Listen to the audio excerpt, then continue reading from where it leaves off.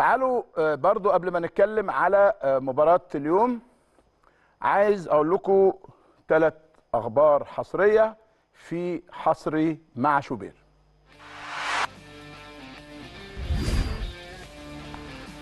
الخبر الاولاني هو انه نتكلم على الجمهور الاول ولا نتكلم على الجمهور.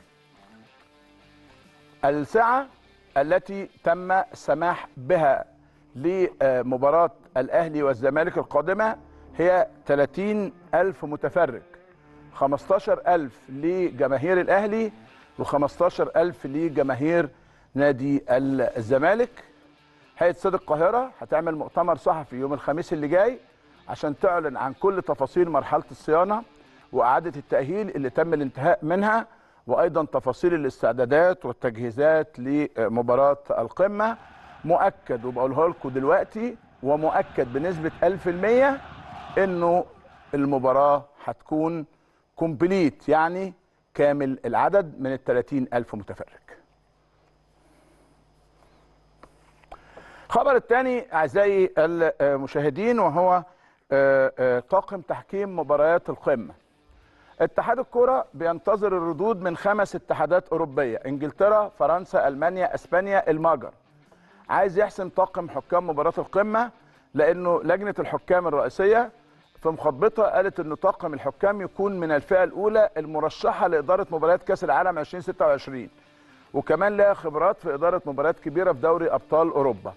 طيب لو اتحاد الكرة ما تلقاش ردود من هذه الاتحادات خلال ال 48 ساعة القادمة، هيخاطب إيطاليا وبولندا وتحديدا مارشينياك اللي هو حكم قبل كده نهائي كأس العالم 2022 بالأرجنتين وفرنسا، وشفناه في عدد كبير من المباريات الحاسمة هنا في مصر. نتمنى إن شاء الله أن يكون حكم على مستوى عالي.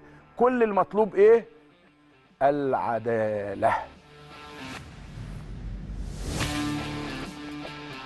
خبر لا تجده ولا تقرأه ولا تشاهده إلا مع الأهلي ومع إعلام النادي الأهلي.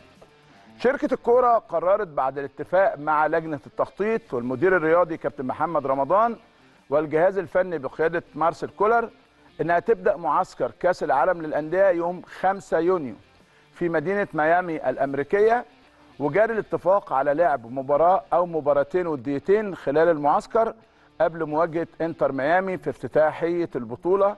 وتم إسناد مسؤولية تنظيم المعسكر لشركة الكورة.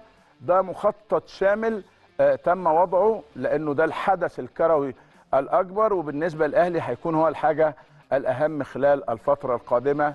كل التمنيات بالتوفيق إن شاء الله للنادي الأهلي. وزي ما قلت لك، هذه الأخبار وهذه يعني الروائع لن تجدها إلا مع النادي.